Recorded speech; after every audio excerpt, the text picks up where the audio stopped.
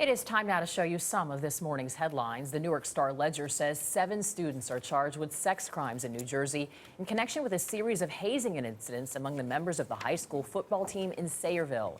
No coaches or supervisory staff were charged. The school canceled its entire football season. The New York Times reports police in Tallahassee, Florida have routinely looked the other way when it comes to infractions committed by members of the Florida State football team. When Heisman Trophy winner Jameis Winston was accused of sexual assault last year, police alerted Florida State officials. School officials then met privately with Winston's attorneys rather than pursue a mandatory federal investigation. Police say no charges were filed. The Chicago Tribune says Kmart is the latest big retailer to suffer a data breach. Kmart says customers should check their credit and debit cards over the past month. The hacking apparently started last month. It's not clear how many cards were affected. Kmart does not believe any personal information was compromised. The Los Angeles Times says a California woman hugged her grandchild for the first time yesterday after a judge overturned the woman's murder conviction.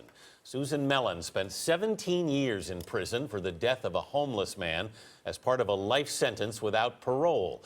The judge claims Mellon's attorney failed to properly represent her and said the woman who claimed to have heard Mellon's confession was, quote, a habitual liar.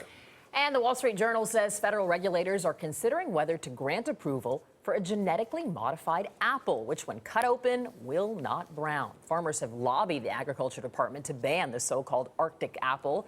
They say it threatens the fruit's reputation as a healthy, wholesome food. If approved, it would be among the first fruit products required to carry a genetically modified label. They're saying they hope that this can do for the apple what the baby cut carrot did for carrot sales. Interesting. It's going to be interesting to see how people respond to something with a genetically modified label on it.